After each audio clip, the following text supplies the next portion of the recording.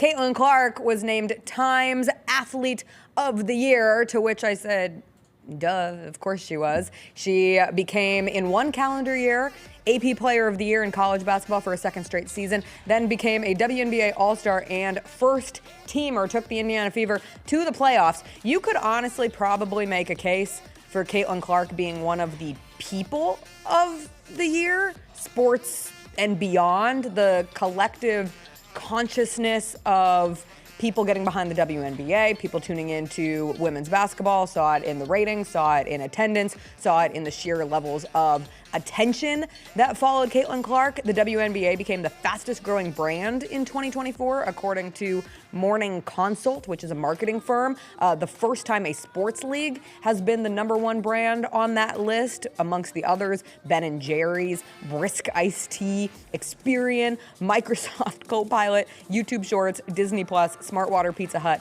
and Coach. And at the top of that list was the WNBA, and Caitlin Clark was a massive piece of that surge that occurred this season. I thought her interview was one of the best interviews that she has given. She has been, at times, guarded, coy, I guess you could use, but she was very open in her interview with Time that ran with the announcement. And one of the best parts for me was her talking about the difference between college basketball and the WNBA.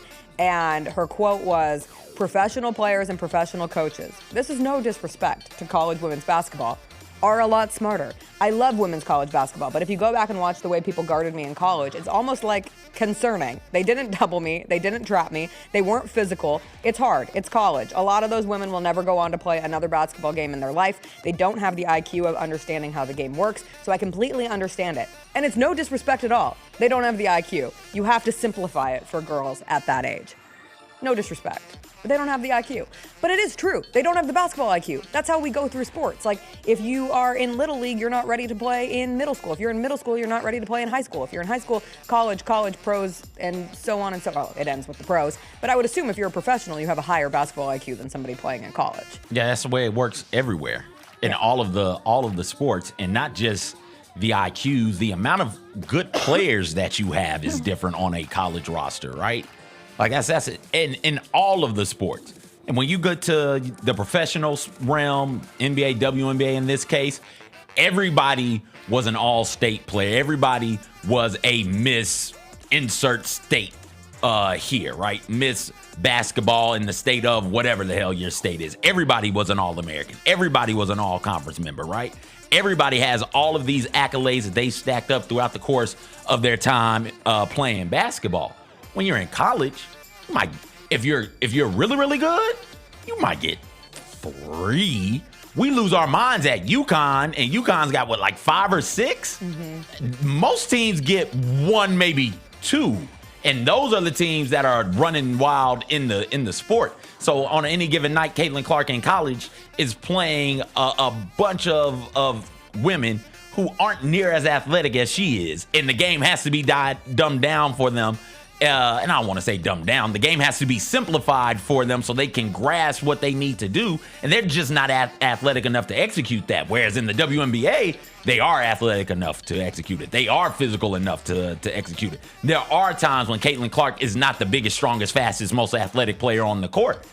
And that allows for a more physical game to be played. That allows for them to do a lot more trapping and doubling of Caitlin Clark, because they're athletic enough to double her at half court and then sprint their asses back and get back in position, right? So yeah, that's a true statement. I thought her comments on black players versus white players was the perception and how they get treated was a good comment as well. She's smart. She knows what she's doing. She reminds me of LeBron in that way. I took the words out of my mouth. Where like, oh, she's not guarded. She's calculating, and she's calculated.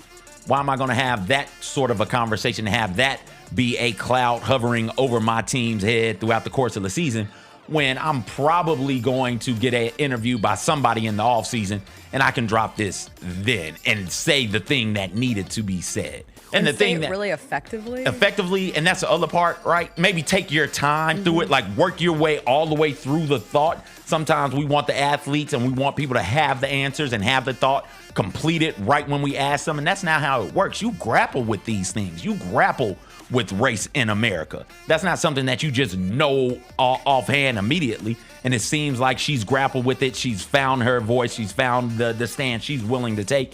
And I applaud her for taking it.